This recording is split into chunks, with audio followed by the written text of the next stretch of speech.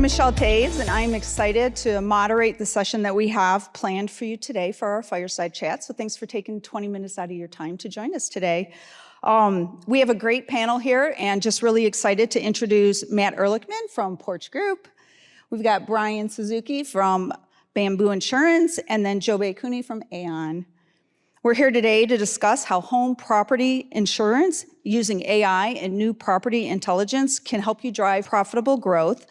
A topic that's pretty relevant, I would say, in today's challenges in the insurance landscaping that we're facing today. Each of our guests has a unique set of experiences that is really going to help us to be able to cover the topic. Brian, leading innovation at Bamboo Insurance, really a tech-enabled underwriting is core to their underwriting strategy. Jobay works closely with carriers and reinsurers to secure smarter renewals through stronger data stories. And Matt, CEO and founder of Porch Group, has insight on technology powering next generation of property intelligence. So we're going to get started. Matt, given the advancement in AI technology, how do you think AI and data will transform the insurance industry in the coming years, in particular risk? Well, if AI doesn't transform it, it'll be a shocker. I challenge you to go 20 feet out on the conference floor and not see somebody pitching AI out there. Seems like it is everywhere. I mean, it's gonna change a lot. We all know that in insurance, outside of insurance. There's obvious things, in terms of reducing costs around claims or underwriting. One of the areas I think that people are talking about less that I'm certainly interested in and we're focused on is how can you use AI? How is AI going to unlock more unique data that hasn't been available before? Both for, yes, underwriting, but also earlier in the funnel for pricing.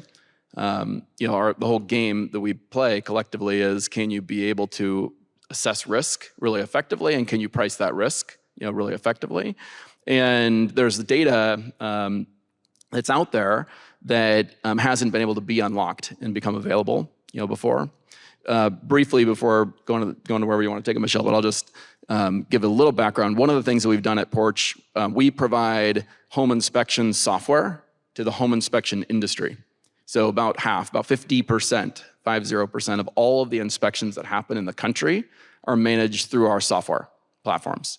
And so an inspector is taking 4 hours in a home, documenting everything in the crawl space and on the roof and where the hot water heater is located and is there water escape, is it a 100 amp panel, and on and on. And really, before compute power became more and more readily available, it was hard to be able to take these 60-page long PDFs of all different formats and be able to break that down and structure that into intelligence. And certainly it was difficult to be able to take all the images or the videos that were captured and be able to break that down and create intelligence, out of it. And so that has been a big deal, where we have what we call home factors, now, more than 70 unique home factors across 90% of all US properties. And we're just getting started with what AI can do. And so to me, I think that's a really interesting development, is how compute power and language learning models are going to be able to unlock data that we haven't collectively thought about before that can help us to be able to assess risk. Absolutely. Brian, following up on what Matt just mentioned, in your business, how are you filling in the gaps that you're seeing across data to be able to make good insurance decisions? Yeah, great question. So Bamboo, we're primarily California homeowners MGA. We just entered into Texas just recently, so those are our two states. We've had a phenomenal growth over the last 3 to 5 years with the sort of the California disrupted market. But one of the things that, as Michelle kind of alluded to at the beginning, we're a tech-enabled underwriting MGA. So we look for solutions in terms of getting more information about customers, insurers, properties. And our key differentiator that we think is sort of that pride of ownership. And that's the pride of ownership of the prior owners of an existing property and the current owners. And when we looked at, where can we get the best information about a property, when you think about pride of ownership, it kind of led us down to this home inspection report. It really is like a gold mine of information. It's got, as Matt alluded to, the inspector is spending 4 hours and they're going through, room by room, assessing if there's water damage, electrical repair that's needed, windows. And the issue there is just like a bunch of unstructured data. The home inspection report network, we get a large sample of home inspection reports as part of our process. Is like when you look at it, it's like there's no standard format. They could have a summary at the beginning, they could have a summary at the end, some embed photos in the middle, some put the photos up front, and how people write it is just different, right? And so thinking about AI, this is where we can leverage that computing power because our claims team, our underwriting teams, their keywords, key types of electrical panels, key issues that we want to know that would identify a risk as a high risk right up front from an underwriting perspective. But you're not going to have your underwriters read a 100-page report just to find like these keywords. It would just take forever. And so we thought about how do we invest in the space, and that's kind of how the relationship with Porch came about, because we fully believed in the power of home factors, home inspection reports, and it's done a phenomenal job. I mean, we've tested against our own data, some key features that we thought would be informative from the underwriting perspective. Obviously, like electrical wiring needs repair, water damage, those had positive signals from an underwriting perspective. But then there's a lot of things that, just like in any sort of analysis, you do it and you go like, wow, that's interesting, that popped. Kind of the interesting one that we came about was like, the presence of a skylight. Mm-hmm. It's like, okay, I didn't think about it, too much, but then when you start intuitively putting the pieces together, it goes, it starts to make sense, right? It's like the structural is different. And so, right now our use case is mainly underwriting, but we see this, like a vast opportunity, in pricing, coverage offerings, and as you get into like even like sort of like how you get into like home warranty and other things, there's just like I think there's like endless opportunities with this kind of information. Thank you. And Jobay, how is AON using AI and property intelligence in your collaboration? Yeah, maybe we'll start with just like high level on AON.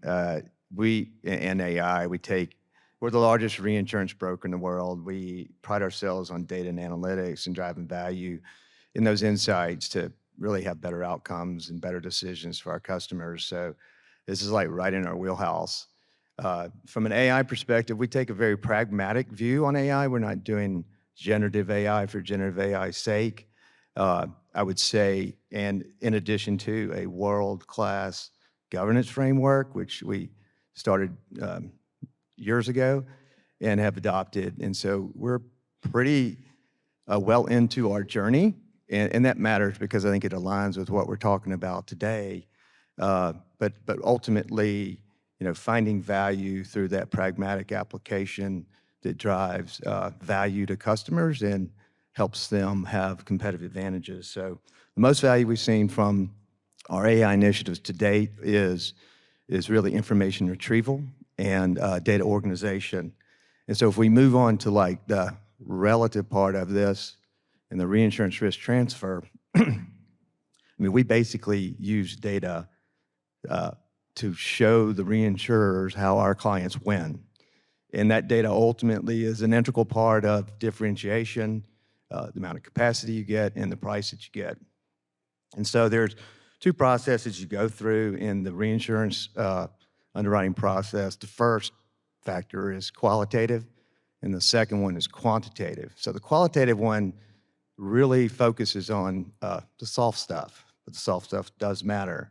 And so it would be management team performance, like combined ratios, loss ratios, the business model, and really important is data quality and data fidelity. So the reinsurers will basically, they probably won't say this, but they compare company to company in order to kind of select which ones they're going to allocate their capital to. So data quality is a big item, even on the qualitative side of it. When we get to the quantitative side, it's basically math, and that math is used with data. And so data is what tells the differentiating story that ultimately gets you more capacity and a better price. And so if you go through and take it one level further, that data is run through, and particularly in property, what we're talking about today, that data is run through a CAP model, and that CAP model has many data elements. So data quality and data fidelity, basically you get scored on those. And if you don't have the data, or if that data is wrong, the reinsurers will assume the worst and surcharge it, which means more expensive reinsurance. I think in the end of the day, on the quantitative side, we've also done some analysis with kind of sensitivity analysis with home factors, and we have seen instances where the PML and expected loss decreases, an order of magnitude of 5% based on home factor data versus unknown data. So we see kind of the multiplicative power of that high fidelity data, and you layer it on one extra one, which Matt didn't necessarily talk about, but they do have Porch has industry leading combined ratios. So that's where the proof is in the pudding, right? And ultimately, at the end of the day, this combination of high fidelity, high quality data, the ability to argue analytically with those reinsurers on the other side creates better outcomes, and you're building trust, additional capacity, because you really truly have differentiated yourself. And if you have industry leading combined loss ratios, everybody likes to back a winner, and so everybody's coming to the table. You really want to know what you're doing. What is the differentiation? And we've seen that play out, particularly over the last couple of renewal seasons in a hard market, being able to do things that others could not in the reinsurance program. So I think it's a overall winning combination that, data and AI are pretty powerful. It aligns really well with our own view, which is a very pragmatic application to data and AI and data combined to create differentiation. I'm actually just going to take a second. I don't mind sharing some of the data with this group just to put a pin in what you're saying there, Jobay. So we spent a bunch of years just building up the inspection software, aggregating this amount of additional data, and then we acquired a company called Homeowners of America to move into an insurance operation. And we spent 3 years with them, combining their 15 years of claims history with this additional insights, with these home factors insights into properties that we have, to be able to say, okay, well, if we know about these characteristics of a home, would it have correlated to reducing either frequency or severity, in terms of the claims history? We found that it did, and so we started layering in, this unique data. But this is where, again, if there's new data that's out there that can help you take advantage of it, we drove HOA's attritional loss ratio from 44% when we acquired it to 8% last quarter. And so that's a game changer, obviously. And it's really as simple as, if you know that it's a property that has a hot water heater system that's in the attic with signs of rust on it, well, you probably don't want that property, right? And so we went through and we selectively non-renewed the really high-risk properties that they simply didn't know were high risk before. And now when we get new prospective customers that are quoting, if it's a high-risk home, everybody's going to be quoting here, and we might be way more expensive, for that customer, and we won't win that customer. But if it's a better risk in the market, you can use the data to be able to be a little bit below, and to win, the better risks, that are out there. And like Jobay said, not only can you use it, for pricing or underwriting like Bamboo is, but just this last year, for the first time, they included home factors in the reinsurance submissions, and they did a cut, which was what would the cost be and the PML be without this additional data. But if you can provide more of this detailed information to your reinsurers, it was a really substantial double-digit percentage decreased in cost just on an apples-to-apples basis. Just because, again, you can prove definitively, why it's a lower risk, set of properties, which do show up, to the bottom line.